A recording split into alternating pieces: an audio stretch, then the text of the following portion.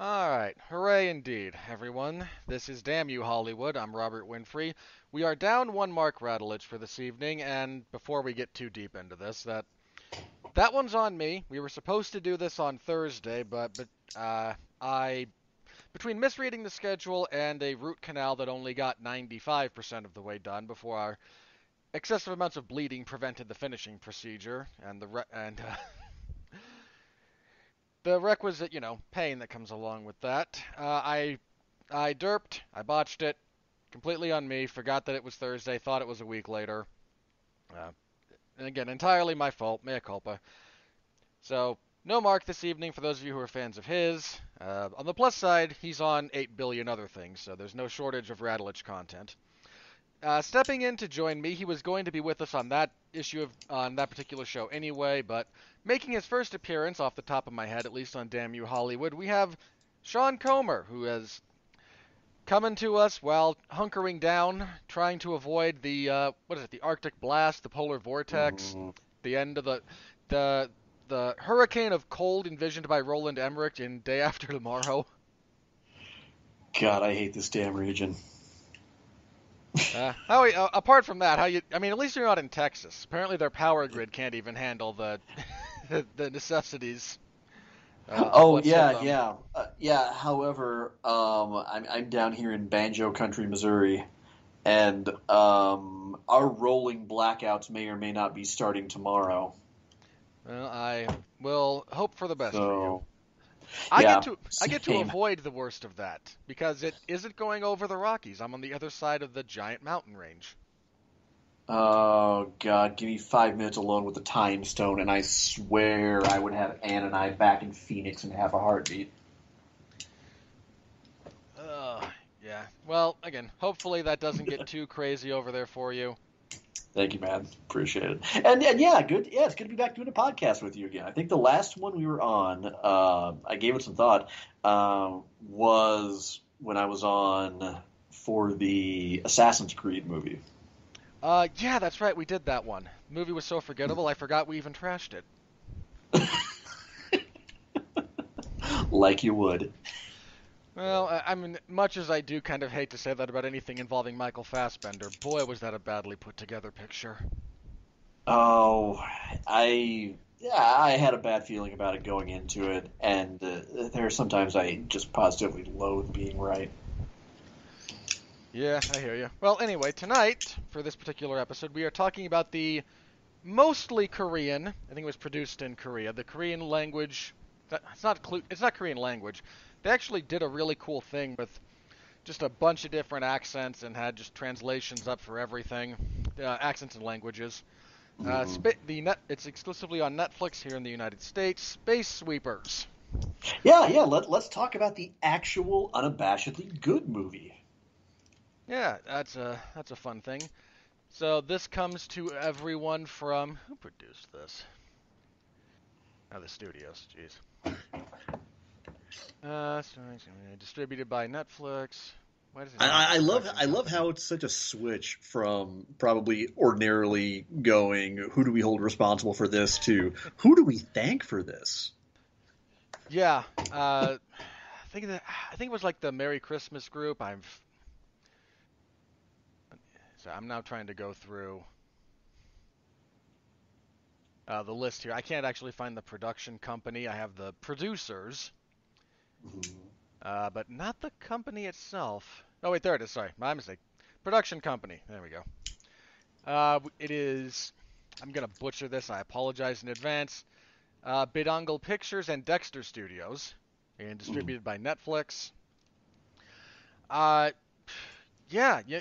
I know you've kind of been. Before I get into the plot synopsis here, I did just want to ask very briefly.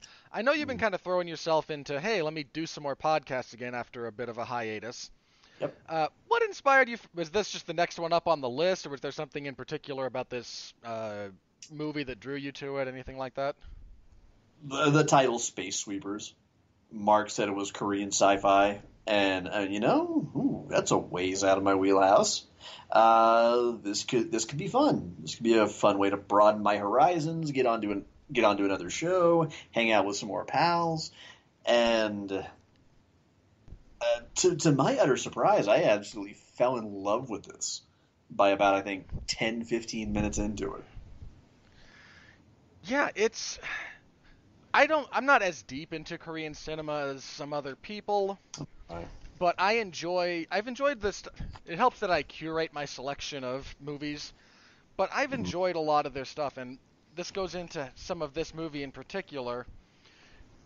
There's a general sensibility at the moment, well, for the last little bit, from Korean cinema that is really, really good about finding the. It's something that Christopher Nolan does very well. Finding the kind of human connection to a potentially fantastical story. Mhm. And it's Yeah, something that is sorely lacking in most American cinema. yeah. Among my family, I've probably consumed the very least of any kind of Asian media. Um, my fiance and her teenager are both huge Japanophiles, just huge, and they both got a little bit of You an. can just say weeb, man. Yes, they are weebs. They are indeed weebs. Um, Said with and love, no disrespect. Oh, absolutely. Well, of course. And well, hell, when Ann and I first met, one of the first little cuddle and TV sessions we had was her introducing me to the absolute wonder that is Psychopaths and The Devil It's is a a good Part one. Timer. Those are Um, solid choices. oh yeah, I know, right? And they both got like a little bit of a thing for some occasional K drama, but um, yeah, most of my exposure to any kind of Asian entertainment consists of the odd little bit of New Japan Pro Wrestling when I have a chance to scope something out, and yeah, just a little bit of anime every now and then as a bit of a palate cleanser, or as a good opportunity to hang out with our kid. So, I mean, I'm not real versed in the norms or the tropes of it or anything. I just heard that it was a Korean sci-fi action epic. And I kind of needed something to kind of break up the monotony of everything else I've been watching, and man, now damn if I don't want to watch a whole lot more coming out of Korea. I have some suggestions if you haven't seen them already at the end if Oh, you're by all interested. means. Yeah, sure, sure. I can just do them now very quickly, I guess. Okay. If you want straight action, which straight action movie, Man from Nowhere is exceptional. Okay. Um, if you want kind of a little bit more action horror, not quite Silence of the Lambs, but if you think that, you're in the right vein for I Saw the Devil. Mm-hmm. I mean, there was the one that won Best Picture last year, year before, Parasite, which is a phenomenal picture. And if you Mm-hmm. want a zombie movie, one of the better ones I've watched in the last few years, Train to Busan. I knew you were going to say Train to Busan, and that has been in my list for ages, and I've just never gotten around to All right, but apart from praising Korean cinema in general, oh, also the original Old Boy, if you haven't seen it. Don't waste your time with the Spike Lee adaptation. it. Just Yeah, don't. that's another one that I've wanted to check out for ages and ages and ages That and whole ages. Vengeance trilogy, because that's the middle one of those three movies that are loosely connected by the theme Mm, of vengeance. Old Boy is the best, but they're all good. okay, okay. All right, so anyway, the plot of Space Sweepers. We are ahead in the future here. The year they state is 2092. Our big gimmick is that the Earth is slowly becoming uninhabitable, and this has been solved by our what's that guy's name? Our generic James Sullivan. That's it. James Sullivan. Yep. Fairly generic, European slash American evildoer business tycoon. He is establishing colonies in orbit of Earth where people can live and breathe, and naturally this is all a very expensive proposition, so people get divided up further into various classes. He is working hard to establish a working colony on Mars. This is being done through nanotechnology, which may as well be the uh, nano. I think in the future, when we look back on this particular period of science fiction, nanobots are just going to be the radiation blast that nanobots are to the 2010s, 2020s science fiction what radiation was to the 50s version of sci-fi. It's your catch-all for anything. Hmm. But he's using nanobots, and he is starting to create, for habitable places on Mars. He wants to, expand humanity out there, leave the Earth behind, etc., etc. He is our villain, naturally. The first of our protagonists, our main protagonist, is a fellow by the name of Tae-ho. He is a pilot on a space sweeper, which is a group, is a category of people who just kind of patrol the Earth orbit and collect space junk to then resell for its material value. There's the crew of his ship, which is an android, Bubs, the Captain Jong, and Mr. Park, if memory serves. Hmm. And that is our little misfit crew. This movie's very paint by numbers, so if any of that sounds, like, hey, the captain's probably a badass and the guy's like former criminal with a heart of gold, you would be correct. Yep. Yep. Uh, that said, painting by numbers but using the right colors is a skill in and of itself in some respects. Yeah. lot of movies missed that mark. Anyway, Yeah. uh, You know what? That by the numbers pattern persists for a reason because it works. it does. Our The big kind of emotional crux of Tae-ho is that his daughter. He used to be a member of I forget what they call them, space soldiers, the paramilitary wing of this organization helmed by. I'm just gonna escape me again until I look at it. Sullivan, UTS. That was it. He used to be one of again, someone there, and he wound up adopting an infant that he orphaned on one of their raids. That somewhat killed his killer instinct, but it also cost him his job. And while they were homeless, there was an accident on the space station they were living in, and she was sucked into outer space, died. He wants to get her body before it completely leaves the orbit of the planet. I have a minor issue with. I know too much about space physics to appreciate some of what goes on here. All But I, right. but I set that aside for the sake of the movie because the movie is at least consistent within itself. Hmm. Uh, the, if you are ejected fast enough to escape the orbit of the Earth, you do that fairly rapidly.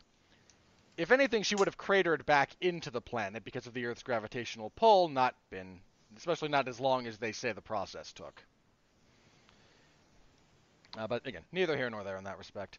So he's trying to collect enough money to get a retrieval mission to get her body back, give her a proper burial. And on one of the cargo ships one of the pieces of space junk that they haul out, they find a small child that they are told by the news agencies is in fact a highly sophisticated android with a hydrogen bomb implanted in its chest, and it's a mobile weapon for a terrorist organization. They decide that they're going to try and sell this bomb back to the terrorist organization because money. Uh, this doesn't quite go as planned. The first meeting goes awry horribly. There's gunfire. There's a decent action sequence. They resume. They try to make the deal again. Along the way, they learn the truth. This is not, in fact, an android. It is a real girl. By the way, along the way, this misunderstanding is far more hilarious than it actually sounds, and that's saying something. Yeah, there's some funny stuff that comes out of that. We'll get into that specifically. I just don't want to drag down the plot synopsis with poop jokes. That's not Understood. a joke on my part. There are, in fact, some poop jokes in this movie. Oh yeah. So they find out that the supposed terrorist organization is actually, well, they call themselves just an environmental group. Again, the level of militancy is never explicitly discussed either way, so who knows in particular. Uh, they want to get this girl because she was born with a severe genetic condition. Her father was brilliant doctor of some variety. Again, they never. I forget exactly what his specialty was, but he injected her with some kind of sophisticated nanobots that healed her, but also like bonded to her and are now like just part of her brain chemistry.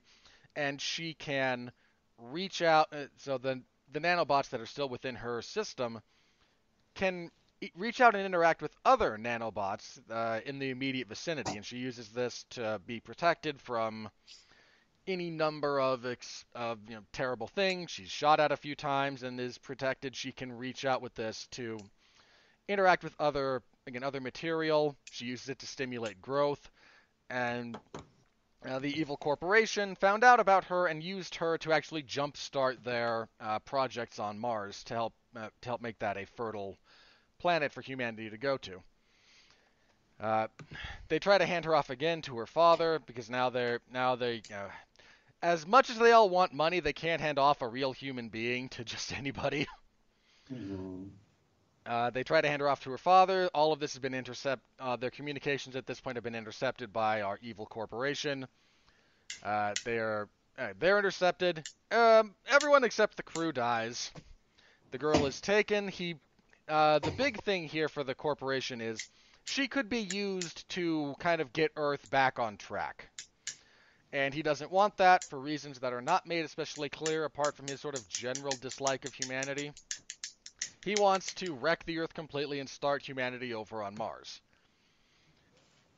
And to ensure that this is the only viable path for people, he has to kill her. Killing her is difficult because, again, the nanites protect her, so she has to be essentially at the center of a hydrogen bomb where the combination of heat and radiation will disable the nanites and kill her.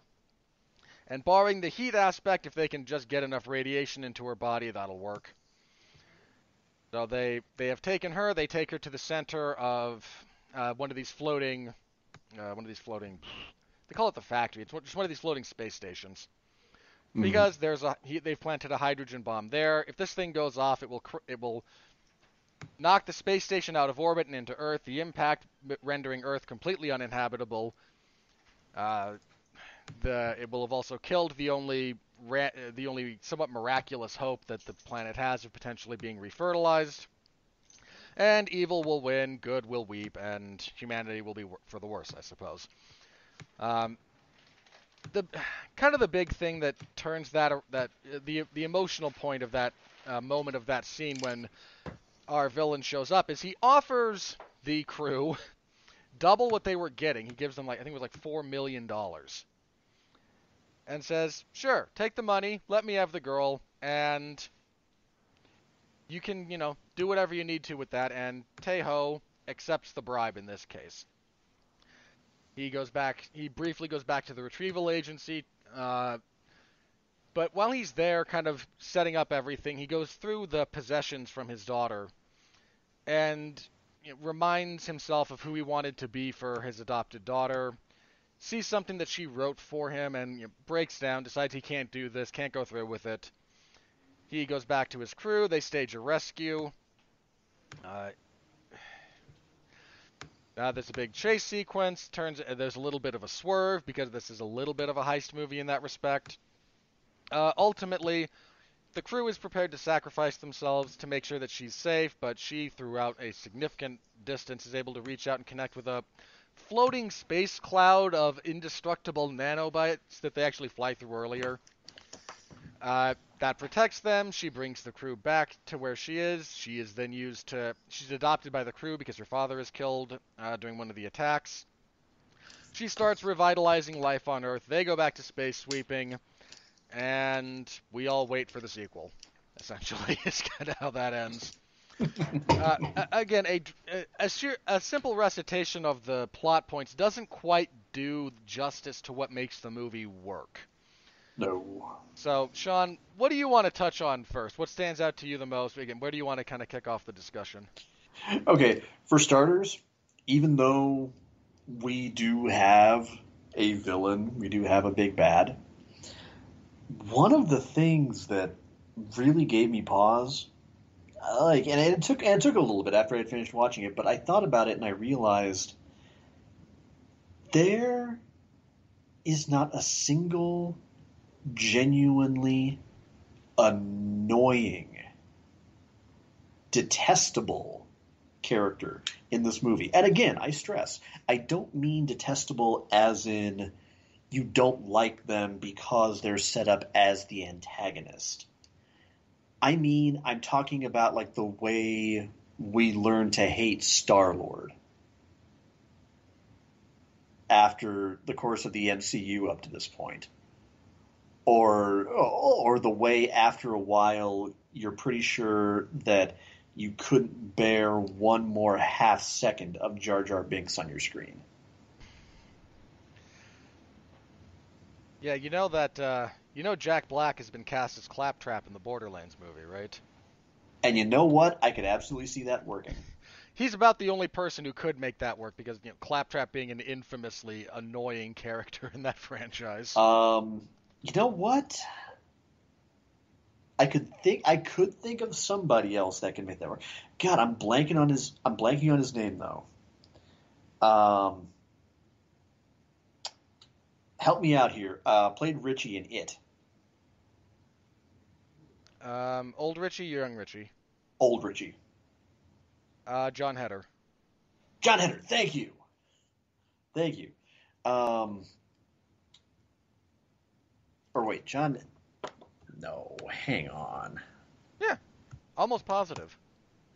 Because young Richie is kid from Stranger Things whose name always escapes me. The actor. Tozier. I'm pretty sure it was John Heder. John Heder was Napoleon Dynamite. I'm aware of that. Is that serious?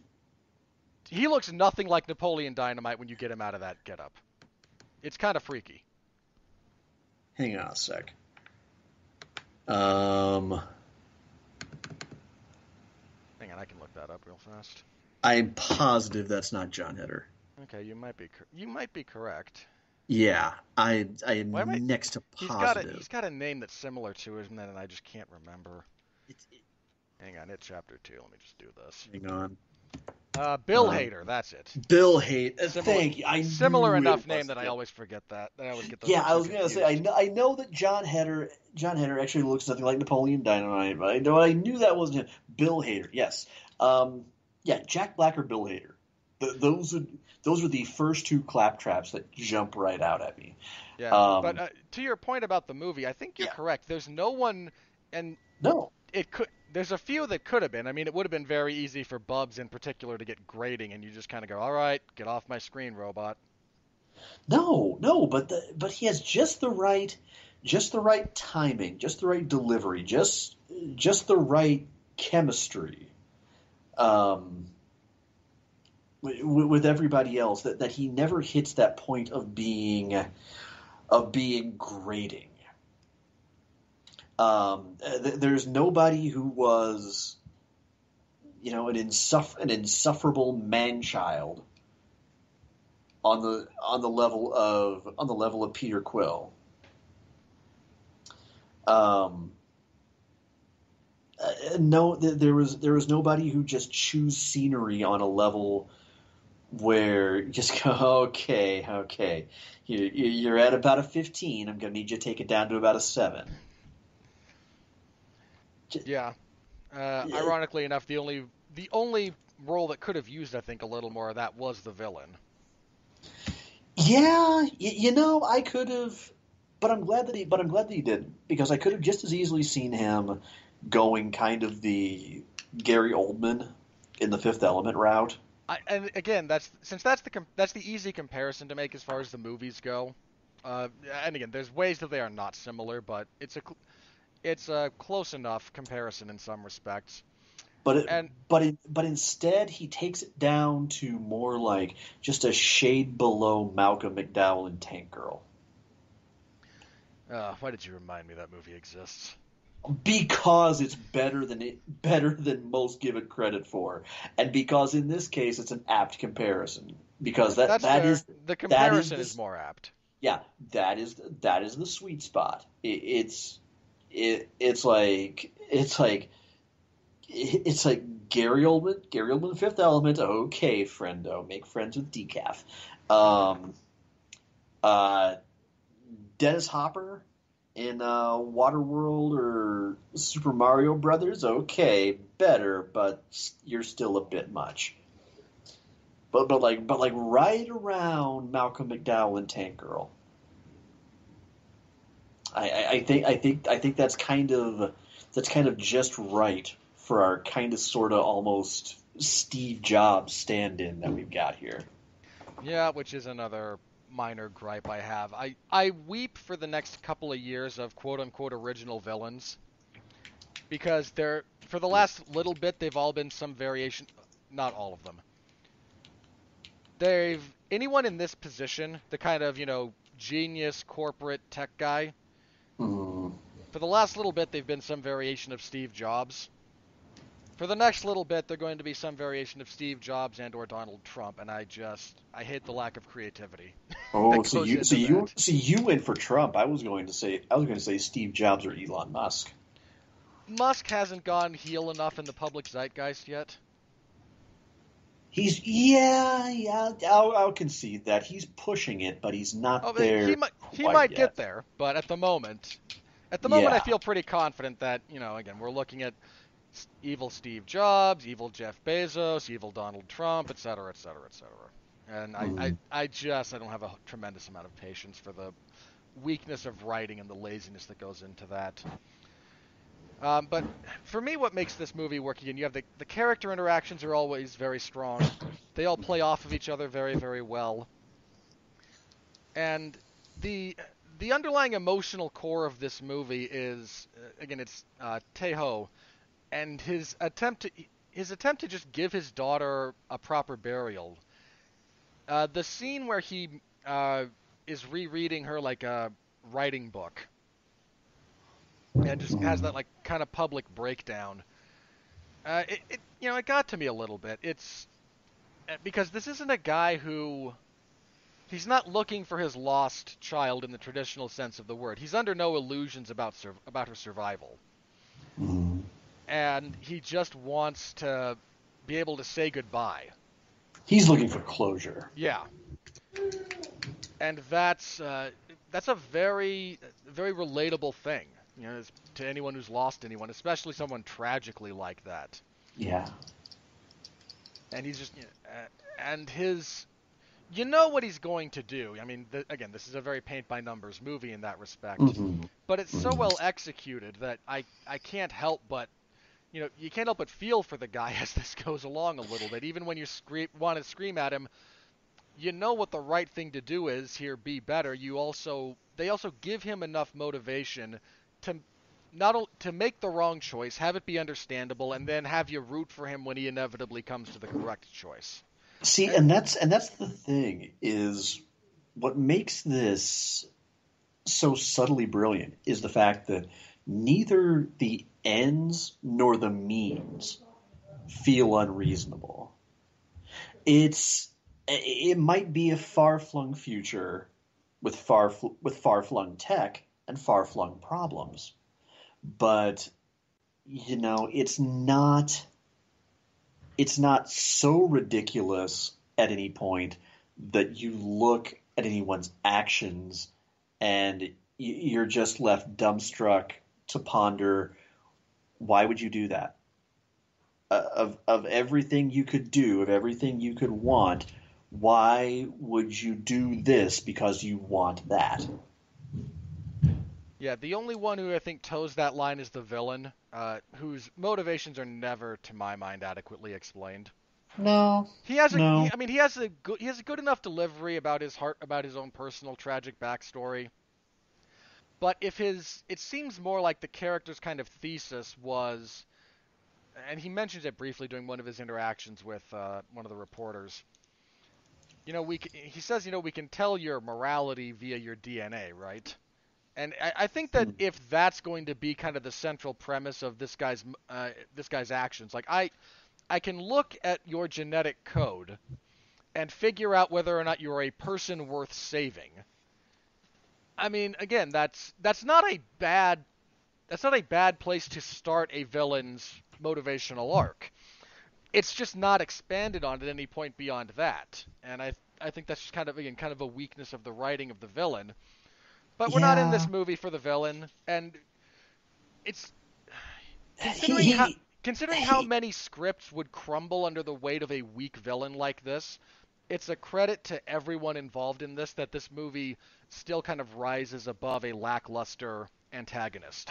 he and maybe I'm giving him too much credit with this comparison, but he kind of aspires to be an intergalactic Ra's al Ghul. Okay, I can see that. Yeah, yeah. All of his prattle about starting over and a new Eden on the red planet. That was just the first thing that came to mind. Initially, I thought just because of how ridiculous his plot was, I kind of went in a little bit of a Doctor Doom direction with it. But then I thought, no, he doesn't seem really driven by megalomania. No, yeah, he never has that kind of you're right. He never seems megalomaniacal in that respect. Yeah. It's almost like power is an afterthought at Yeah, times. the power is something he requires to accomplish his goal, not an end unto itself. Yeah, just compared to his resentment and loathing of humanity and his desire to just wipe the slate clean. Well, and I think the poor guy probably watched one too many old WWF videos because, everyone has a price for the $1 million man, and then he uses that as justification for, no, you are all trash.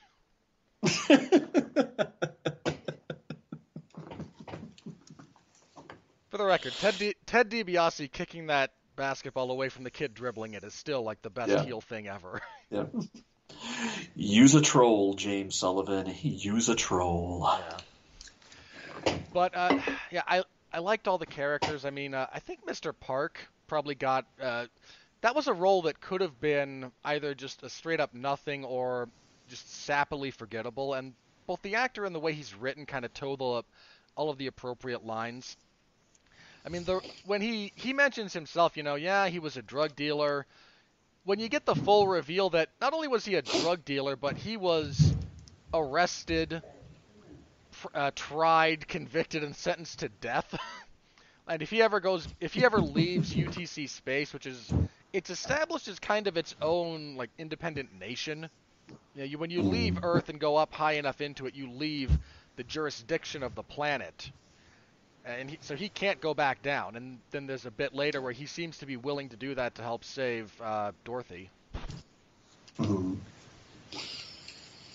Speaking of Dorothy, can we just take a moment to appreciate the child actor who managed not to just completely screw the pooch on this one?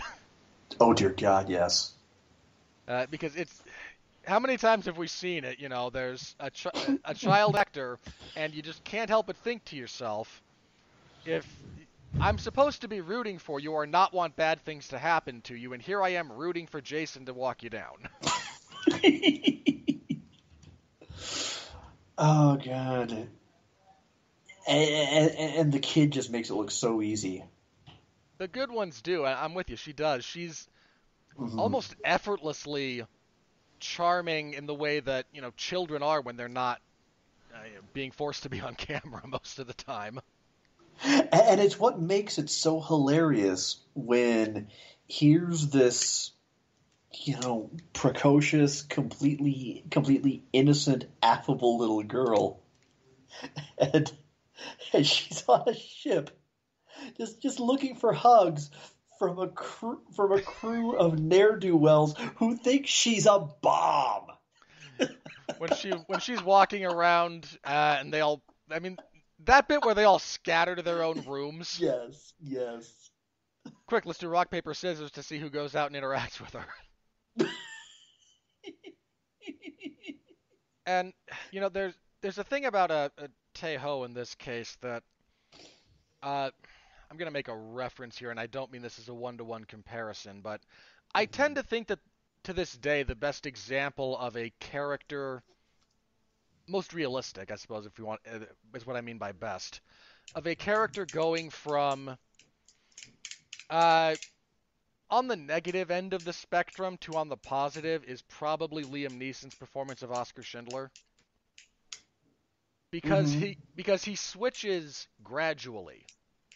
Mm-hmm. There's not a big moment. It is dozens of little moments spread throughout the entire movie that lead to his change of heart, and that's kind of how it is.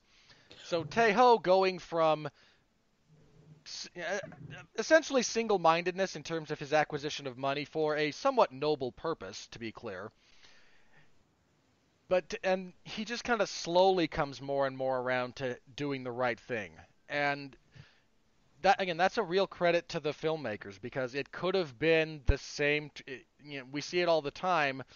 You're a piece of crap. You're a piece of crap. You're a piece of crap. One moment, and now suddenly you're a good guy. Well, okay, let's call a spade a spade. We've been watching decades of people in roles like this just kind of doing piss poor Han Solo impressions.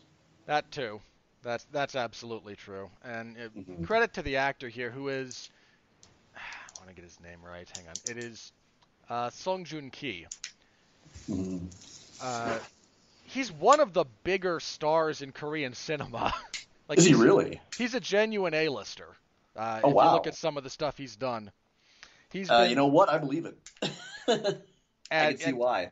his ability to wring the nuance and humanity out of those sequences uh, deserves all the credit in the world for making this guy. I mean, there's a bit of a joke about Han Solo, and I mean Harrison Ford does a as good a job with the way that character is written as you could in the original trilogy. But the D&D kind of joke about that is he's the equivalent of a character who maxes their charisma but can't roll above a 2. Hmm. And again, Harrison Ford at that point in time could kind of make that work. It's rare that somebody can do that. And we've seen a lot of people not try, but ultimately succumb to the weight of not being able to do that properly. Here we get affability, we get charisma, we get his desire to be better, we get the humanity, we get his mourning. It all comes across at various points in time, and the again, someone of his stature in that film world, you don't have to do. What's the budget on this thing actually? Um, okay, you're really unlikely to find someone of his the relative stature in the Hollywood system doing a movie that had a budget of about $21 million. Shit. To the first of all, to the everyone that made this movie, you people maximized every red cent of that. I did Oh not God, expect it to yes. be that low. You guys, No, no, I wouldn't have thought that for a moment. my hat is off to you guys for that one. Very, very well done in that respect. But and I mean, and you get it with Park, you get it with the voice work for Bubs, you get it with Jang. Her just kind of casual disgust at the French pilot who's constantly hitting on her. Who, you know what? Even he has kind of a derpy charm all his own. Yeah, he is. He could have been creepy, but he's not. He's Oh yeah, yeah. He never devolves into sleaze. You almost kind of find yourself half rooting for him. yeah. It all works. This is again in terms of plot structure and narrative beats. This is certainly nothing new, Hmm. but I can't help but admire the execution of essentially every detail apart from the actual physics. But I'm willing to suspend that particular. I will acknowledge that it's wrong, but if that's essentially the only major fault I can find with your movie, that says a lot. You know, and something else I got to give him credit for. Hats off, guys. You managed to squeeze in a trans allegory without it feeling forced. Yeah, It didn't my feel forced. It didn't feel heavy-handed.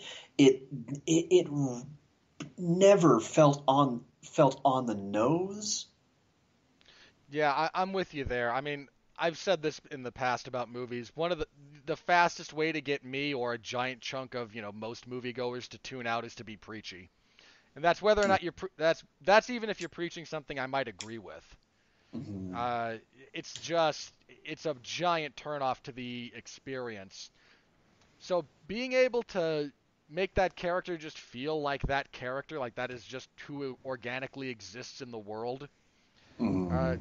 I'm with you. My hat's off to that. It's very easy and very common for that kind of a character and that kind of a writing exercise, as far as that goes, to be again just a tool to get on your soapbox and preach at people. And you didn't Mhm. here, so serious kudos.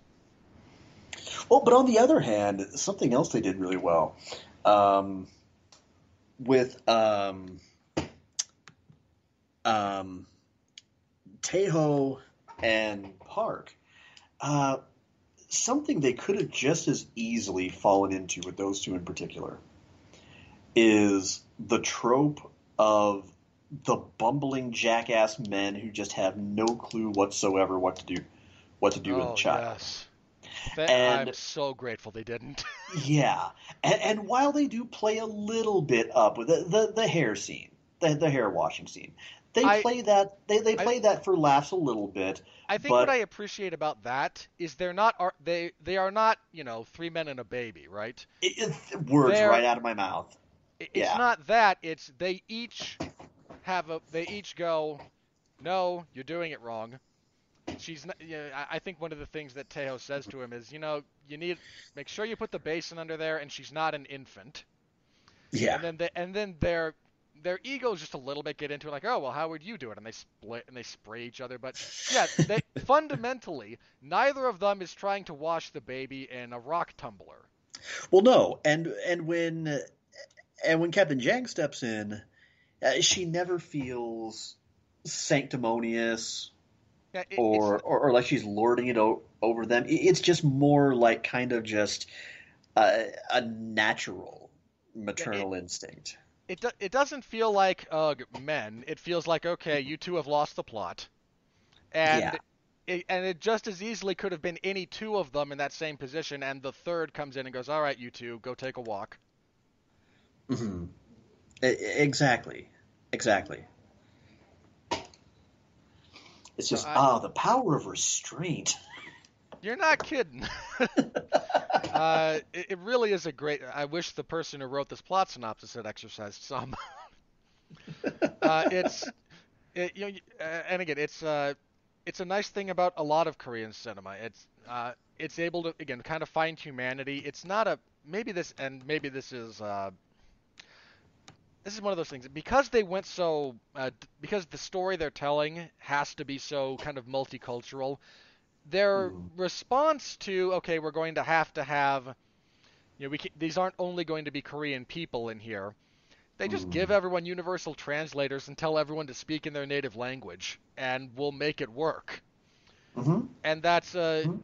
that's a really nice thing. I mean, it's loosely like what Sergio Leone used to do. Of course, in his case, it was everyone speaks in their native language, then we dub for whatever market we're going to. Well, see, you say that. What I tend to think more of is the very Hollywood knee jerk shortcut of any time we have to depict anybody as being European, the default accent is automatically British. It's British or German, Yes, unless they are explicitly something else, yes, yes. Um, as though the Dutch don't exist. Or the I, Italians, or the Swiss, or the right, Poles, right, or the and I Czechs, mean, or the any number of European countries. and here we hear accents from part of Africa. We hear Yeah, we have we the hear German. I forget what that specific dialect is that he speaks. Yeah, so do So I. I don't I'm not gonna say I'm not gonna Yeah. guess because I don't want to because I know and Africa being such a large continent, it Mhm. subdivides into so many different groups and Oh yeah, languages and yeah. whatnot. But I've heard that before in other films, so I'm not sure if it's not like Right, the right. kind of cobbled together language from like Senegal or Yeah, yeah. um, But what's that country that's been in like 40 years of civil war? Somalia. You could be talking about Somalia. For all I know, you could be talking about the Congo. The Congo's not quite that. I think it's Somalia, the one on the eastern coast that has all the piracy problems because there's not actually a functioning Yeah, government. yeah, yeah. That would be Somalia. Yeah, Yeah, but you also have you have German. You have French. Um, there's a Canadian spaceship pilot. And if you didn't, yeah, just in case you didn't know, he does in fact have a Canadian flag and wear a moose hat.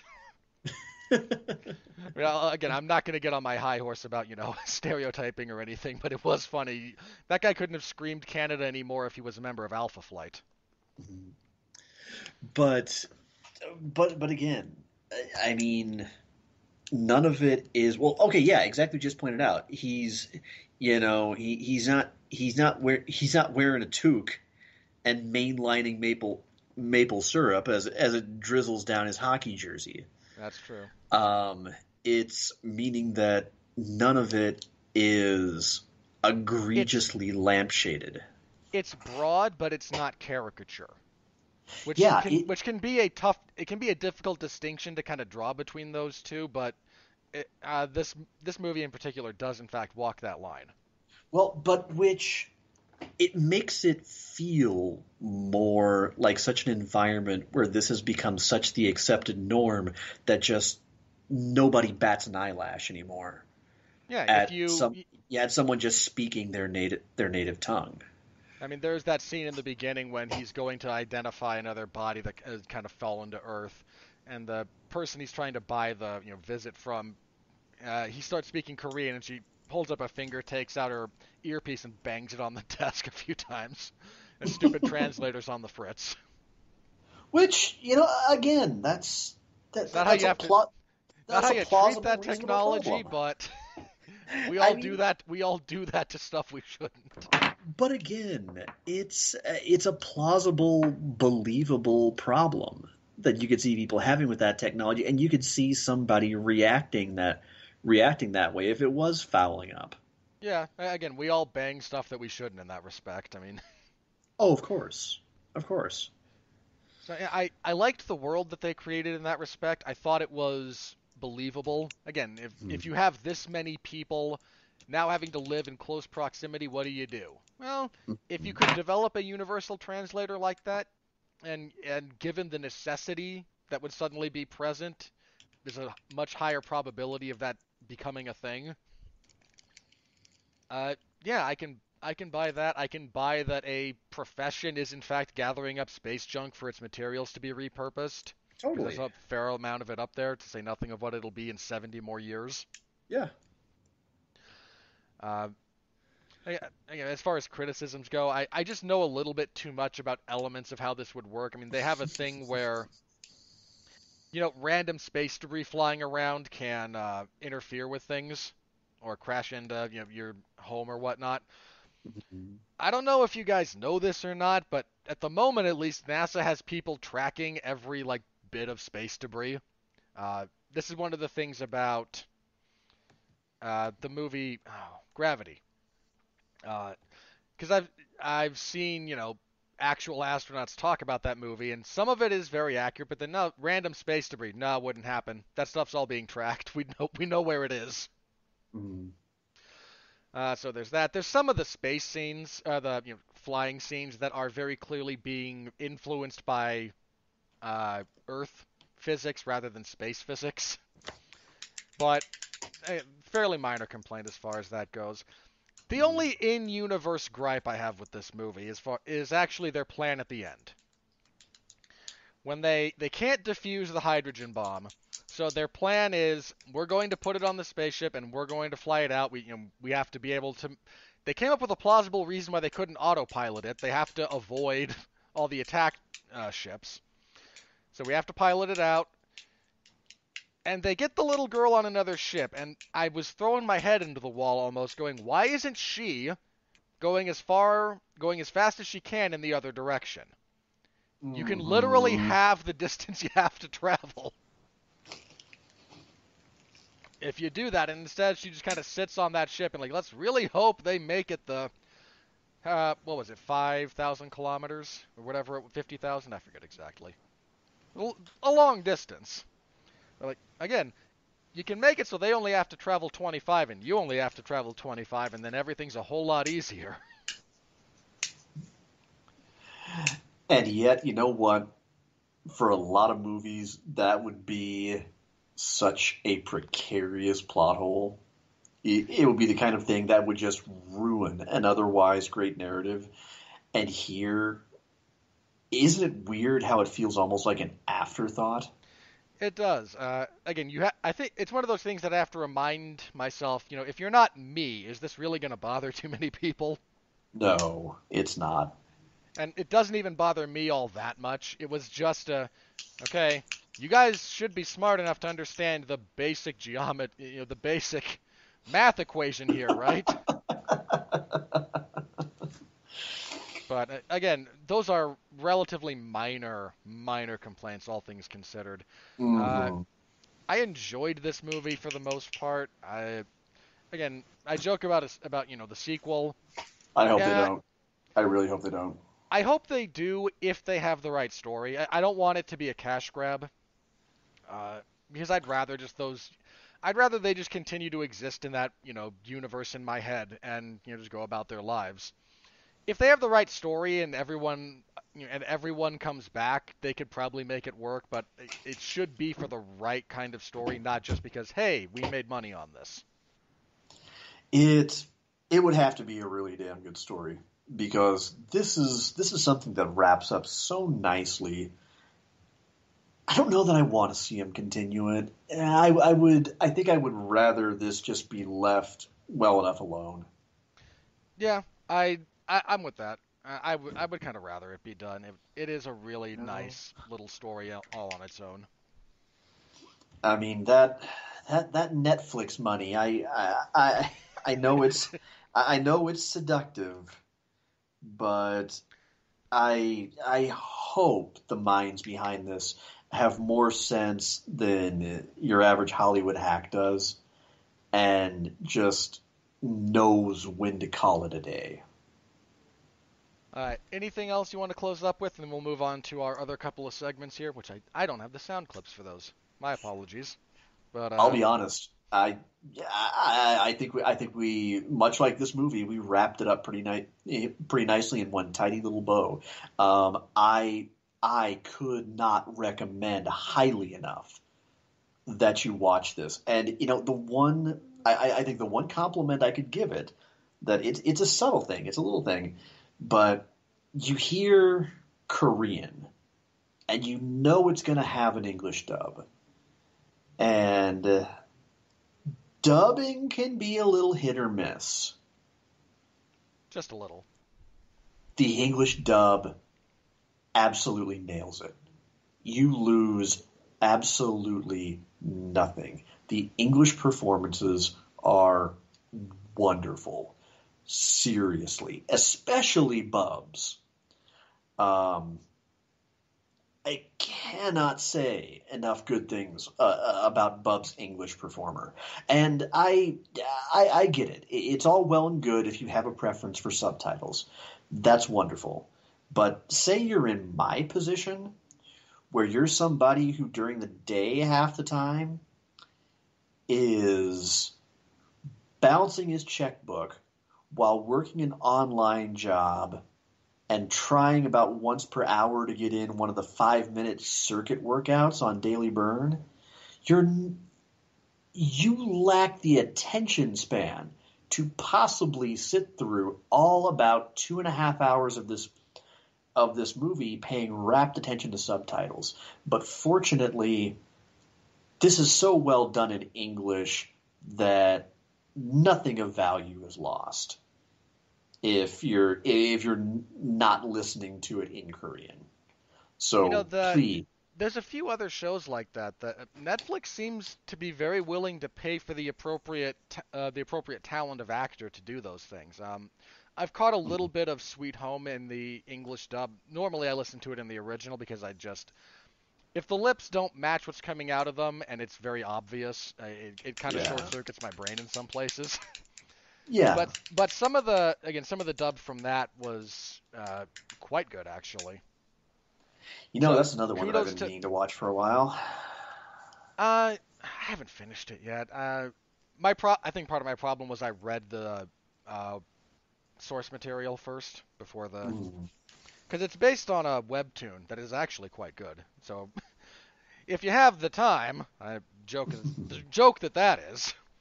But it has a very clear beginning and end. In fact, it wrapped up. I can't remember when. Last year at some point.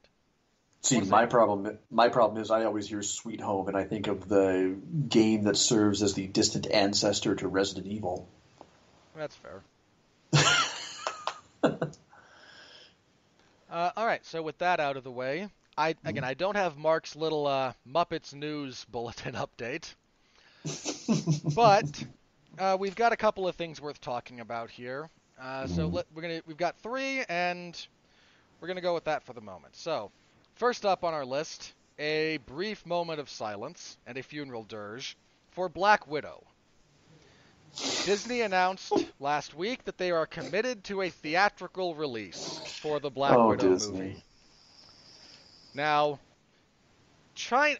This leads briefly into the next point, so I'm going to save some of the specifics of this for a moment or two.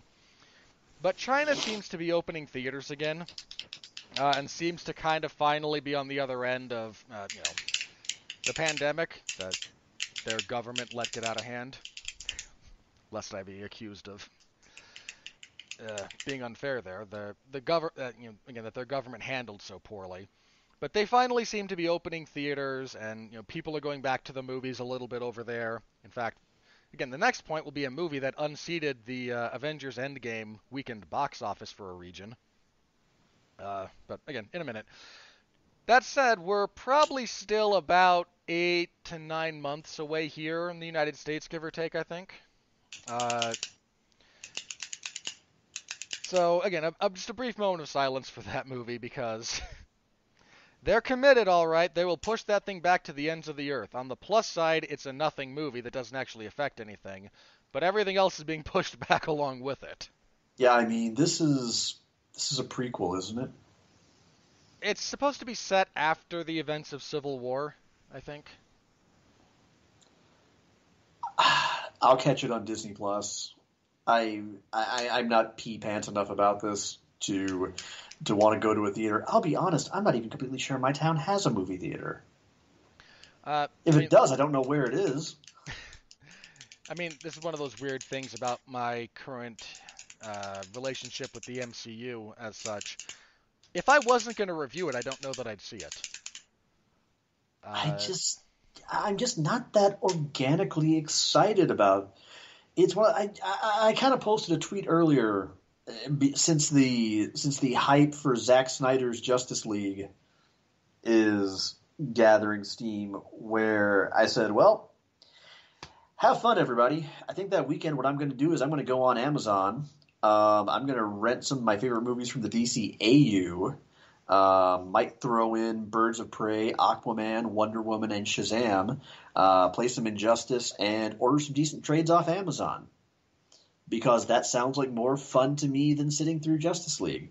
Well, I know there are some solid solo Black Widow runs that I'm more excited about than anything I've heard about this movie has made me, and that's there is only one thing about Black Widow that excites me. what's Exactly up? one. What's David up? Harbour as the Red Guardian. Okay, I'll grant you that one. That's it, though. That's about it. Yeah, that's yeah, that's about the size of it. But I mean, otherwise, and ordinarily, I it's so easy for me to get excited about almost anything from the MCU. This one, for some reason, just it falls so flat for me. I, without going too deep into another can of worms here, I'm not excited about anything they have currently lined up. Really, Um, if I wasn't reviewing it, there's a lot of the stuff I would just skip. I don't not know. not even the Disney Plus stuff, huh? Um, No, in all honesty, I think of the Disney Plus stuff. There's still enough people that I need to know who are involved with She-Hulk. Maybe that. Kind of ditto Moon Knight. Okay. But Loki, I do not care at all about. Falcon and Winter Soldier, look, I get to make my Flapton joke because Falcon is Captain America as Flapton, which amuses me if no one else. So, but I'm just not that interested in their adventures. I wasn't terribly interested in WandaVision. I would have been curious about that because it is so experimental in kind of what it's doing that I think it might have been worth a look. But It has been better than I expected. I'm just gonna wait for I'm waiting for it to end so I can binge it, but I also don't care about spoilers. If it's anything That's a fair idea. if it's anything that I have to watch, I don't care if you tell me what's going on. I'm gonna watch it anyway, so it doesn't actually affect anything. Yeah, see, I don't really know enough about Moon Knight to really have an opinion one way or another, but I'm curious enough to give it a look. My Um, thing my thing with Moon Knight, there's only two things I really want from it. hmm, Actually, just one, because the other one is deeply ancillary. Um, I want there to be ambiguity about whether or not he actually has powers or he's just crazy. Because that's kind of the crux of the character. You're never hmm. quite sure, because while he is crazy, you're never quite sure if, in addition to being crazy, he's actually been blessed by the moon god, or if he's just crazy and fights like a maniac because of it. Well, see, now you just changed my mind and really made me want to check it out. Um, She-Hulk, I'm kind of excited about, although I may want to pick up some trades first. All I want, Um, look, I have no faith in this happening with She-Hulk. I want David E. Kelly to just reboot Boston Legal, but I want She-Hulk as one of the lawyers at Crane Pool and Schmidt. yes, yes.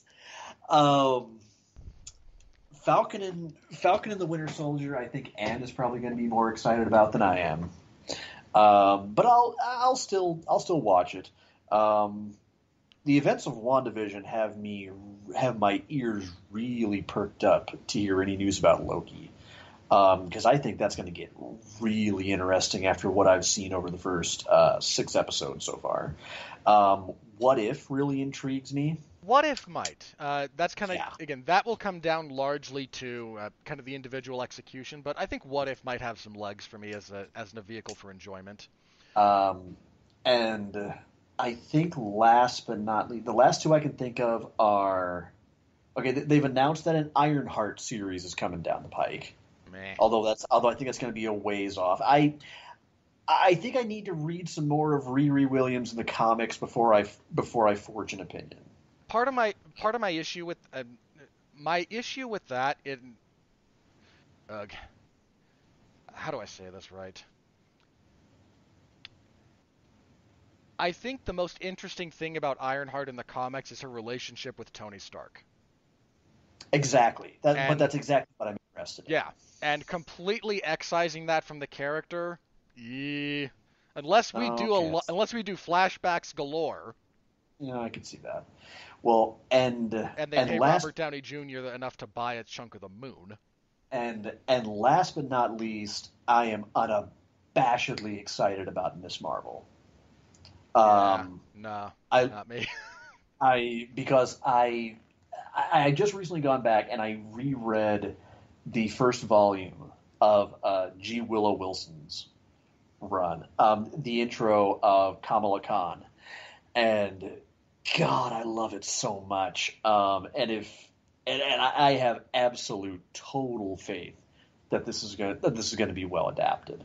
Um, as movies go, the thing Oh, jeez.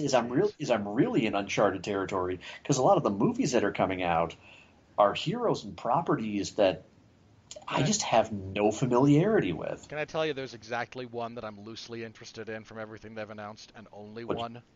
what's that? Doctor Strange. Okay, I am excited about that one. I can't wait for the Multiverse of Madness. I Um, look. I actually stood up for the first Doctor Strange movie because I thought there were some unfair criticisms of it relative to the MCU formula. I fucking loved it. It's one of my favorite movies in the MCU. My, Uh, I mean, my only gripe is if you, mm, how dare you not give Mads Mikkelsen more screen time? yeah, I'll grant you that one. But apart from that, but I mean, if you look at Um, the rest of their if you look at the rest of their slate, I'm not terribly interested in Blade. I mean, that one might be far enough off that I might change my mind on that by the time it comes around. But Blade's Mahershala Ali taking up the mantle from Wesley Snipes. Oh, I'm interested. good I'm casting, definitely interested. again, unequivocally good casting. Uh, I'm just I'm not again I'm not necessarily sold on the character and the movie that they can spin out of it. I don't care about Shang-Chi and the Ten Rings at all. Uh, I'm I'm curious enough to give it a look, but again, it's another one where I can't exactly sit here, excuse me, and say I'm just naturally excited just because I don't know anything about the characters. Eternals sounds kind of interesting. The Eternals exist solely in the comics for cameos and retcons. Really? Nobody likes them. Look, even Huh. Lord forgive me for sacrilege, even Selma freaking Hayek can't get me excited about that movie. Yikes. See, and comics wise, I'm somewhat of a new initiate. I'm still kind of experimenting with different books and figuring out who I like, what I don't. So Uh, hearing that, well, look, I don't read a whole lot of comics, but when everyone that I ask about the Eternals kind of gives a collective shrug and meh, that tells me pretty much all I need to know about that. yeah. The fourth Thor movie, I would rather go through another root canal than I watch. think I hmm, I think that I think I'll know whether I can muster any excitement for that once I have a clearer idea of where this next phase of the MCU is going. Because I feel like there are three likely adaptations in play that could be in play here, and I'm not sure if it's going to be just one of them or if it's going to be all of them. Um, because I can I mean, see like Secret Wars seems to be the most likely candidate. see you say Secret Wars, but I can also see maybe little nudges that might be pointing towards House of M, Avengers Disassembled. I think the closest they're going to get to a genuine House of M is actually going to be wrapped up in Multiverse of Madness. But the thing is that seems to be where WandaVision is kind of pointing. And the speculation, and I warn you all, possible spoilers here. I'm saying this because Robert is saying that he doesn't care about spoilers. I don't. Yeah, is the speculation is that we could possibly be seeing Mephisto pulling a whole lot of strings. Uh, which I'd be okay with. Mm.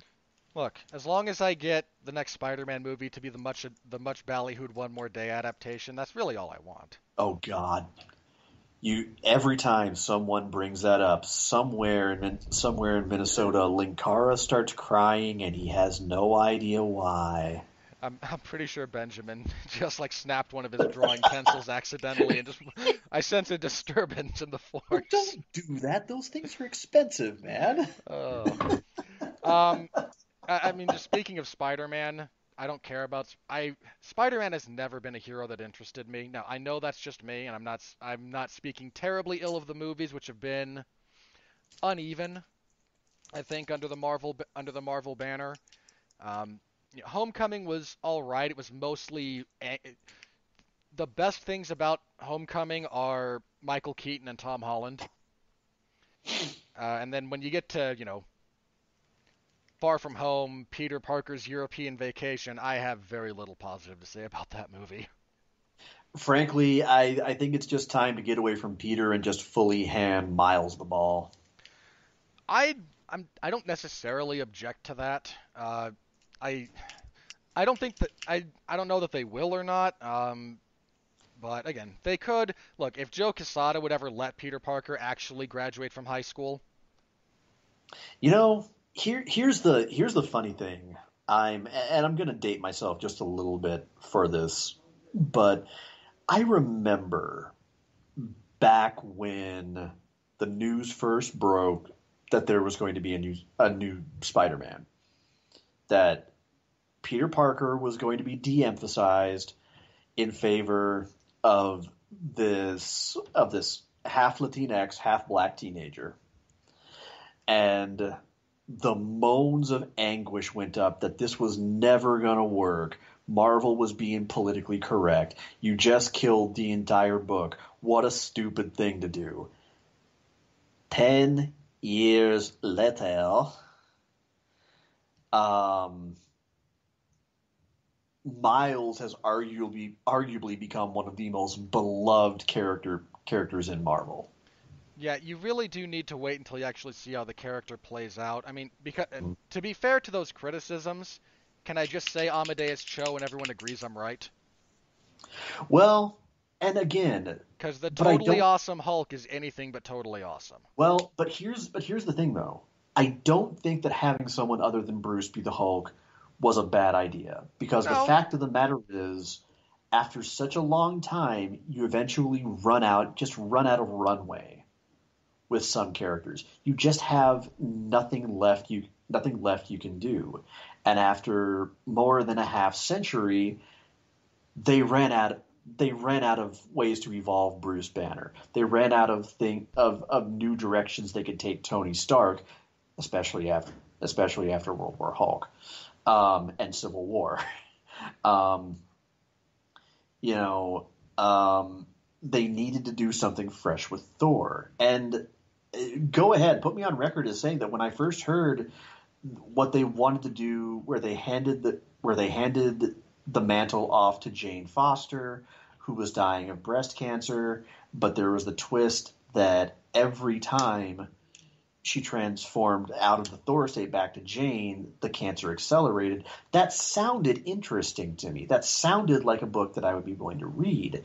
But everything that I've heard from virtually everyone has said maybe sounded good on paper, terrible in execution. yeah, my understanding of the execution of that has been not great. Yeah. So I'm with you in the sense that I don't object to other Hulks. Uh, Mhm. Amadeus Cho is just a terrible character. Yeah, that's kind of the vibe that I've gotten. And like I said, when it comes to Riri, I just haven't heard anything one way or another. I But I think she just kind of, she exists. That's yeah, that's about the sum total of it. yeah. And I think the last movie that we kind of know is inevitable would be a Captain Marvel sequel. And my general distaste for that movie, I enjoyed it. detailed, if you want my detailed breakdown, go listen to the review. I feel I feel I was as fair to the movie as anyone was. I said when I thought there was something positive, I said there was something positive. I just didn't care. I didn't enjoy the movie, and I think the See, and only I thing they could do with Captain Marvel for this movie would be to have Rogue show up and nuke three-fourths of her powers. see, and I give you credit for this. When you dislike something, it is rarely done in a fashion of social soapboxing. You virtually always, for as long as I've known you, have had at least a fairly valid kind of artistic viewpoint about why you disliked something in a movie, show, whatever. I mean, and I can say that even when I've disagreed with you about something. That's fine. I mean, again, I don't need the world to agree with me. Sure, sure. Personally, I liked it. But then again, Well, I'm also a fan of Kelly Sue DeConnick's take on the character too. So I mean, look, I don't take too many issues with people who say they enjoyed it. If you did, hey, Godspeed and party on, man. The world is a yeah. cold, lonely, desolate place. If you have found something that helps give you a little bit of ability to get through another day, I do not dismiss that from anyone. If you want to talk, Mhm. my issue has usually been people who have tried to defend my technical criticisms with, but I liked it. Okay, you liked You're it. welcome to. Yeah, You, you can like it. There's plenty of crap that I like. yeah. If you tell me that it's badly written, I'm probably going to wind up saying, yeah, okay. If so, when I say, okay, Captain Marvel can't actually be put in legitimate physical danger, and this completely negates the ability to generate drama in a Mm, meaningful way with that character, and your response is, but I like her. Okay, like her. that's fine. That's Yeah, fine. I'm not saying don't like her. I'm saying no one is even allowed to get a verbal zinger on that character. yeah. I mean, I've gotten into this with wrestling fans for years, and it's the difference between objective best versus favorite. Yeah. Um, my favorite example is talking about Hell in a Cell matches. Greatest Hell in a Cell match of all time, Shawn Michaels and Undertaker. Hands down, hands down, has never been equaled. Probably never will be. I wholeheartedly concede that, but it is not my favorite. My favorite is a toss-up between the first Hell in a Cell between Undertaker and Brock, That's a good one. and Triple H and Shawn. Oh, I wanted to like Triple H and Shawn's, but that match is about 30 minutes too long. And I get it, but at the same time, and this is one of the rare times I can say this, it is a match where Jim Ross and Jerry the King Lawler absolutely turned back the clock to do more than their part to help carry a match's story. uh, 100% on that. All Yeah, right. We're going to have to go through the next couple of points here very quickly. Fortunately, I don't sure. think they deserve too much discussion. Again, we had a movie release in China that broke Avengers Endgame's record for both an opening night in a region and a weekend in a region when Detective Ooh, Chinatown 3 I what? I've released and what is just shattered what Avengers Endgame did in China for its opening weekend. really It did, I think they said $160 million weekend, something like the that. fuck? Well, Um, now I kind of want to see it. well, again, it's the third in a series. Yeah, for those of you who might remember, a couple of years ago when Mark and I would do the top 10 box office rundown, Detective Chinatown was constantly in the top 10 somewhere in that, and Mark would kind of jokingly we always got a laugh out of it. Because for a period of time it was Detective Chinatown near the top, a couple of other foreign films, before you'd get to again one of the box or something big came out in the states and got to the top, and then it was one or two recognizable movies, several foreign films. Yeah, this is a franchise that in China is a huge hit. Again, it spawned three movies, all of which have been very commercially successful. So kudos This to fr- everyone this involved. franchise is just beating movies all over Asia. Well, at least in China. I'm not sure how it plays in Mongolia.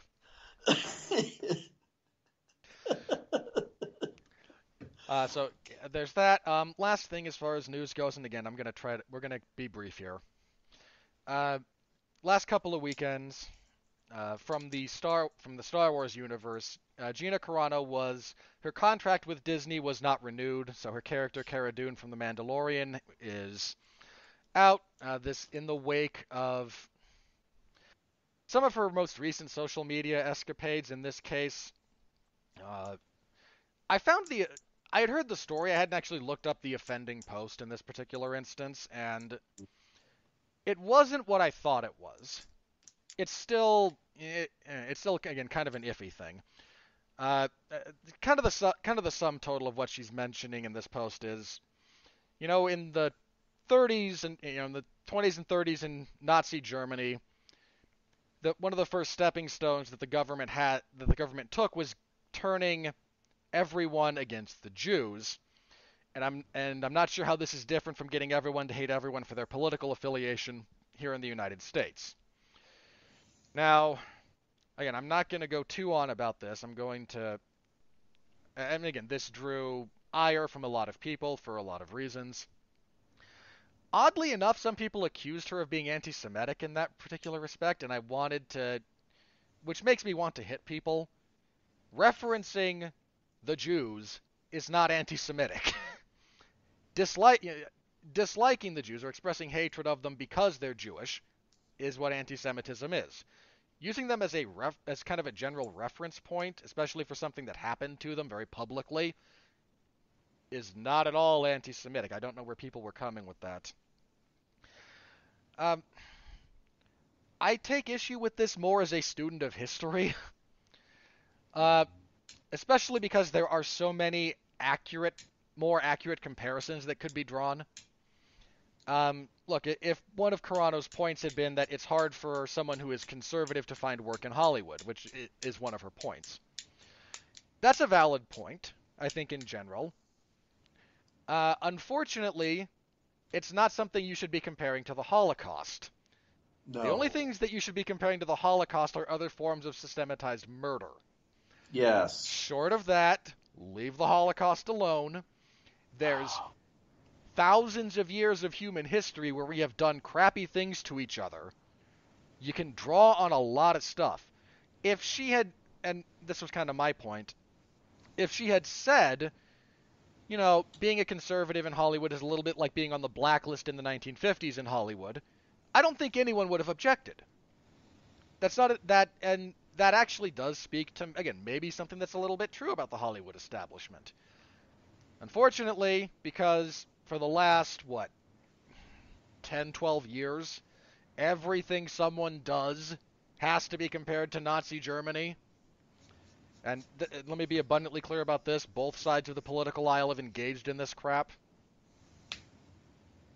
Now, for some reason, the only popular touchstone we have, unless you've gone out of your way to learn a bit about human history, is one of the worst things that's ever happened in the course of human history.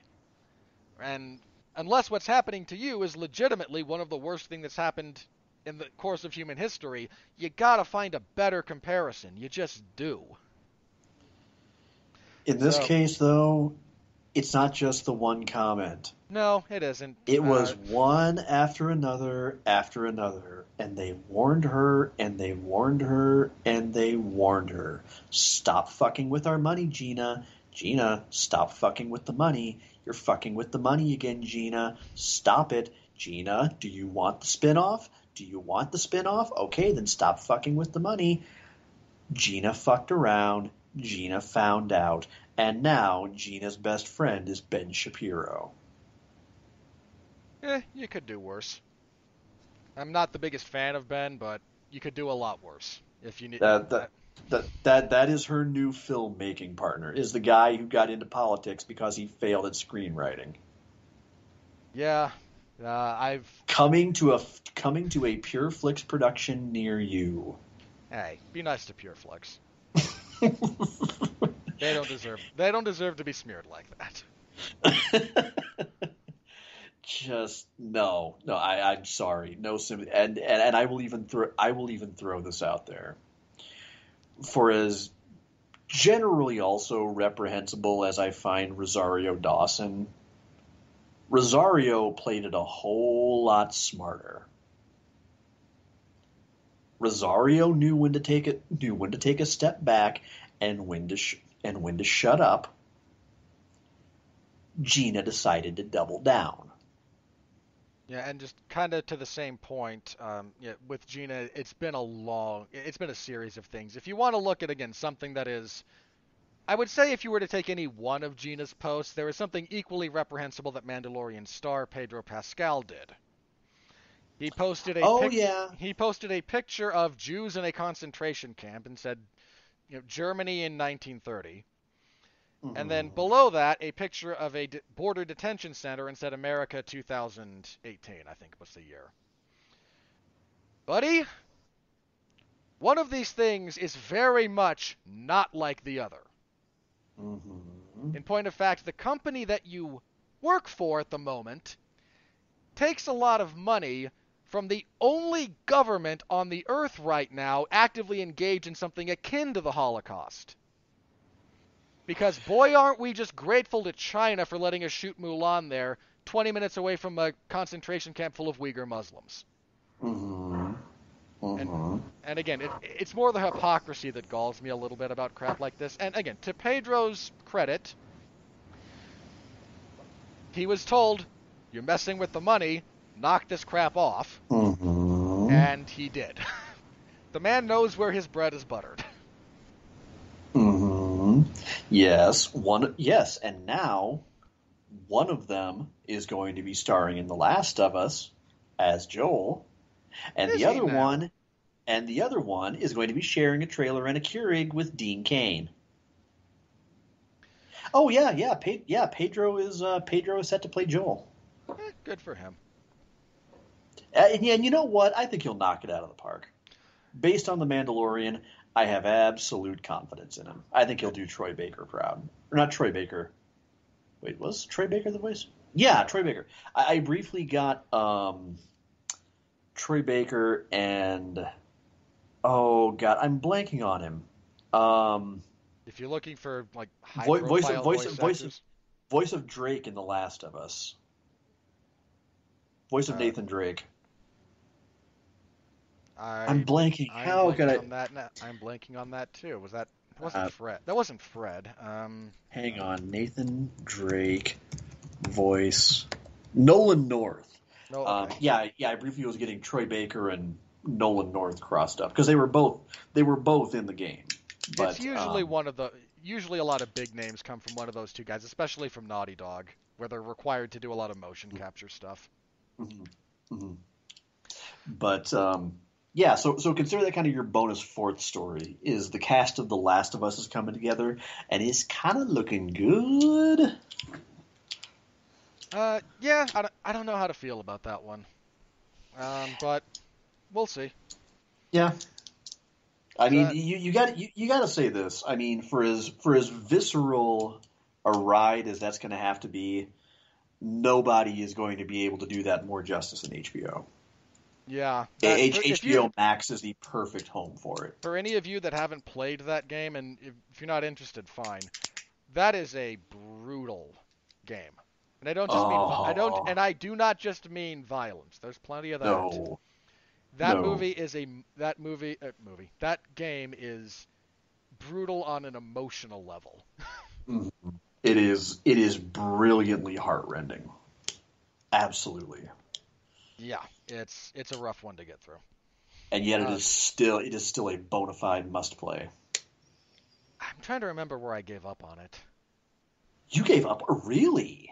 There was a technical element I couldn't execute, and after like 8 hours of failing at it, I just kind of went, all right. You know It it, what? Some it, of it, the some of it those wasn't stealth sections, narrative. I could see that. No, it wasn't even that. It was something. Oh god, it might have been like I think I remember. You're trapped hanging upside down and have to shoot one of the clickers before it gets to you. That sequence. Yeah. Hmm. And Oh, I yeah. That's a little just tricky. couldn't get it.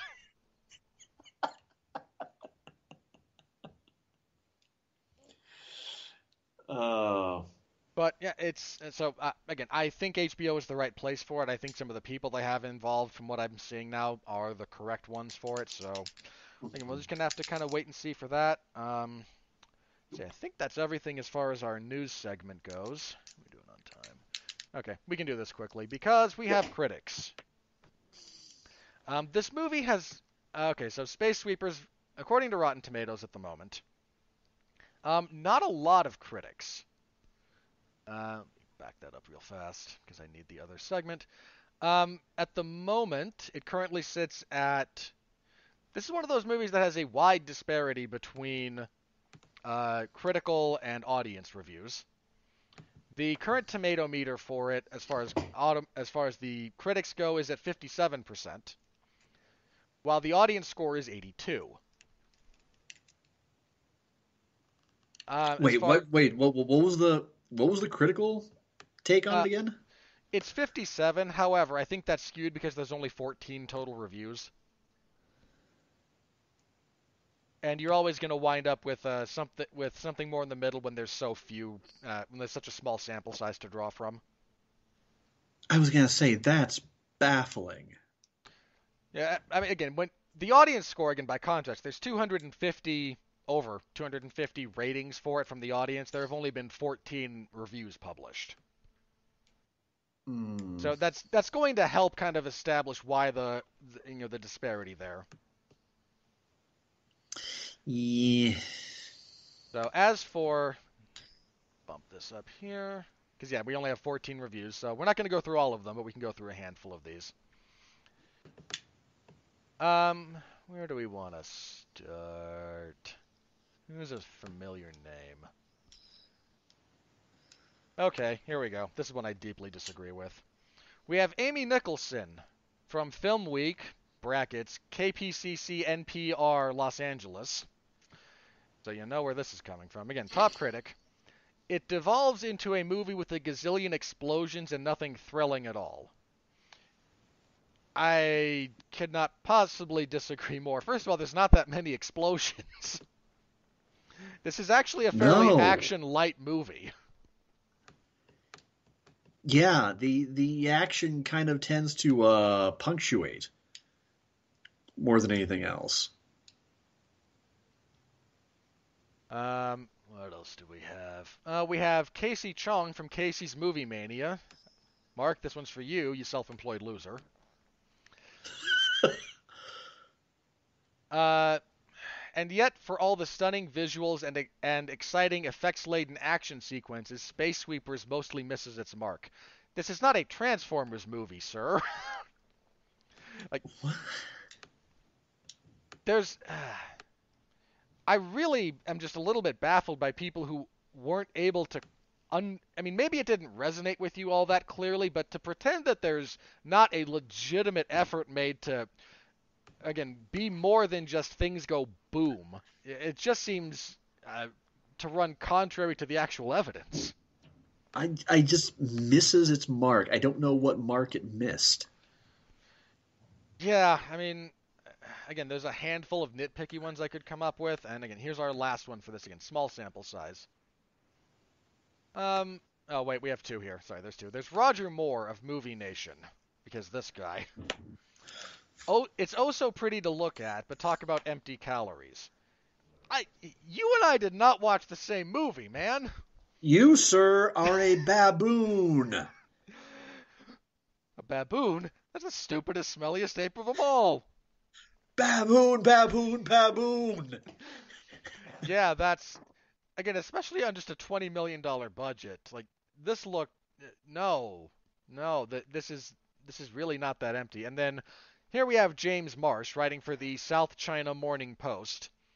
Space Sweepers feels like an exhaustive, box-ticking exercise designed by committee than the bold realization of a coherent cinematic vision. Buddy, I have watched movies made by committee and by focus groups. This ain't one of them. They would have looked at the fact that it's even set in outer space and gone, I don't know what's happening. And the committee would have then said, fine, let's set it in New York, because that's where everything's set. I enjoyed this more than the last three Star Wars movies combined. Yeah, I'd buy that. Well, the numbered ones, that is. The No, offshoots, no, I've actually enjoyed immensely even across the the board. offshoots, I think. No, I loved Rogue One, and I liked Solo more than most. Fair enough. I liked Rogue One a fair amount too. Yeah, Solo did nothing for me. I don't know. I just found the Last Jedi interesting enough in elements of its execution that I enjoyed it. But the less said about the Rise of Skywalker, the better. Right, but the point being, again, this little $21 million space opera that could was vastly more satisfying than the final third of the Skywalker saga. Boy, was it. um. Okay. This one. Sorry. Last one, because Okay. this one baffles me as well. One of these, to be fair, one of these other negatives is the biggest negative is that there's not a lot of originality, and I think we largely agreed with that particular assessment. Yeah. Well executed, but again, if you're looking for something, completely original, this ain't it. But this one from Anthony Cow of Cinema Escapist. Space Sweepers deploys A-list stars atop a jumble of narrative and aesthetic tropes that seem generated by a Silicon Valley AI trained with a dataset of K-drama, anime, and Western hits. I am somewhat Okay. ba- I am somewhat baffled by that. The fact that the movie uh, is able to kind of touch on enough cultural things from different places doesn't mean it was assembled by the AI that we showed 50 pages of X to and it gave us this. No. I mean, as we've said all along, there's a reason why that by the numbers pattern persists. Because because in the right hands it works. It doesn't matter if you've seen it before, and that's not a knock against this movie. That's more just say that's just one more reason to admire it. Is for the fact that no, it doesn't reinvent the wheel, but it does everything tried and true so well that you just kind of sit back and marvel that so many monolithic studios haven't been able to do better, more creatively, with multitudes more resources at their disposal. I would watch this every time over something like Elysium, which deals In with a some heartbeat. similar. And you know what? I'm going to say this too. I don't have the same fondness for The Fifth Element that a lot of people do. This is better than that. The Fifth Element is delightfully weird and a visual treat, but this one is is visually captivating, and it also happens to be infinitely more coherent. Boy, does it. You you at no point will be watching this and have to sit there and wait what? You'll also never have to go, please, Chris Tucker, get off my screen. That too. Why didn't they? I will never understand the decision to kill Gary Oldman but not Chris Tucker in that movie. I don't care that one's the villain. All right, that's gonna wrap up our look at critics because again, they're kind of. This is why we do the segment, folks, because some of them are just bafflingly bad at their jobs, and you might disagree with what we've said here, and that's fine. If you and reasoned disagreement is perfectly acceptable. Again, Sean and I disagree on plenty of stuff. Sure. Just again, don't be a jerk about it. And I will again, some of those just don't make sense to me. That's where I really kind of take issue. Like, did you watch something else? Anyway, that's going to kind of wrap us up here. So, Mhm. uh, anything left unsaid, Sean? Otherwise, where can people find you? What are you up to? What do you want to plug? I got really nothing else about this except by all means, set aside some time this weekend, get some good takeaway if the weather is nice enough where you are to get out and get it, and just sit back and enjoy. It's not brainless enjoyment either. It is absolutely satisfying, feel good sci-fi fun. As to where to find me, you can find me on Twitter at Comer Codex, and also uh, Thursday night, Thursday, Friday, and Saturday night this week. You can find me at twitch.tv/Comer Codex. We're going to be starting the next single player game in our game on my stream. It is going to be Bioshock 2. Ideally, I would like to just do several long streams and just get this whole thing done in one shot so we can move on to the next Kingdom Hearts game. Might even tack on some Apex Legends onto the tail end of our stream, just a little bit of a battle pass grind. That is where I am usually on those nights, and usually it is indeed at 8 p.m. Central Time. But again, follow me on Twitter. That is almost always where I tweet my updates as to what I am going to be playing and when I am going to be playing it. All right. As for myself, let's see. Tomorrow there will be another Damn You Hollywood. This time Alexis Hana and I will be reviewing the Nicolas Cage vehicle Willy's Wonderland. I would like to sell any of you who might be on the Hmm. fence about this movie with 2 points. Mm-hmm. One, Nicolas Cage has zero dialogue in the entire film. Really? Really. Two, I watched him curb stomp an animatronic gorilla into a urinal and couldn't be happier. Where can I find this movie again? Depending on your theater situation, which given your what you indicated, probably Damn not. it. It rents. Uh, I I paid the $20 to rent it on Amazon.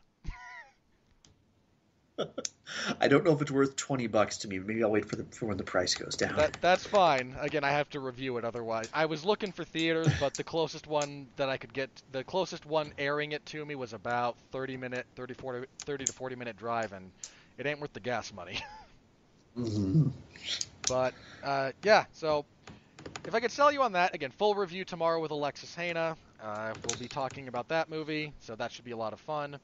This past Saturday, there was UFC 258, which I reviewed in the MMA Zone of 411 Mania. So you can find my coverage of that if you're interested in the results of that particular card. A lot better than it was on paper, and boy was it kind of a dud on paper, but Hmm. Kamaru Usman is something special if you haven't caught on to that already. Oh, yes.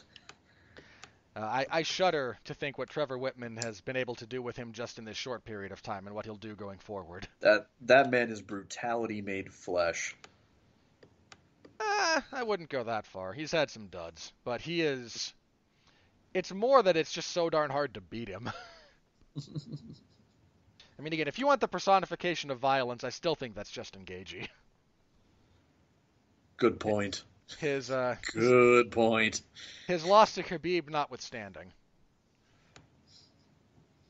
You can find me hosting the 411 Ground and Pound MMA podcast. It records Sunday evening. It's up now wherever you can find podcasts. This week I do a full breakdown of UFC 258, preview the upcoming card, UFC on ESPN plus 43?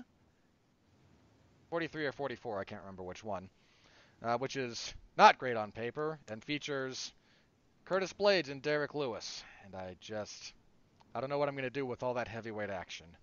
Just don't know what I'm going to do with it. But I will be covering that on Saturday in the MMA Zone of 411 Mania as well, so please do stop by, say hello if you're so inclined. Let's see, is there anything else I had this week?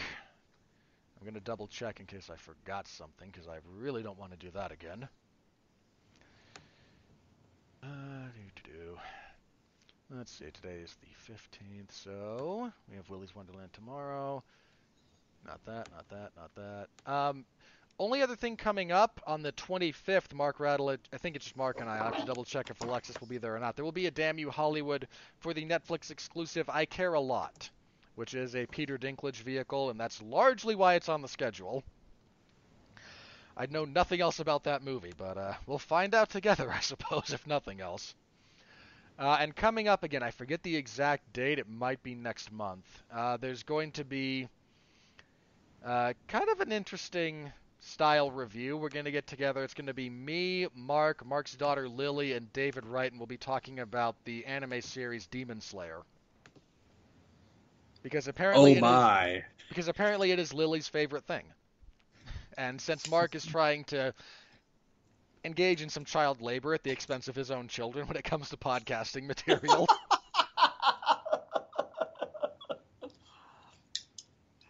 I look forward to Lily the Little Feminist. It should be it'll be an interesting discussion if nothing else, and if I can avoid making the child cry, I'll call it a win. Look, I talk to kids the same way I talk to adults by and large, so. Look, I warn you, that girl has got a little brother. A little brother that when he was younger looked like a DNA experiment that spliced Mark's material with Brock Lesnar's. I would be scared of that kid. I've seen the more recent photos of that kid. Now he just looks like Mark. And I don't mean that unkindly. Like he posted side by sides of them at pictures of them at about that same age. I know. I saw it. That kid is his doppelganger. Plus, well, look, he also agreed to try and have Jonas fly a kite at night because that's unwholesome.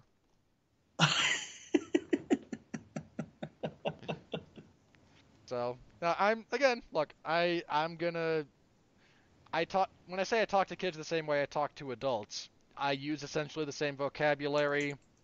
I don't talk down to them. I expect them to be able to keep up, and I'm happy to explain if there's questions. But You I, know, Mark used to call you Sam the Eagle. I'm now starting to wonder if Ron Swanson might not have been the more apt comparison.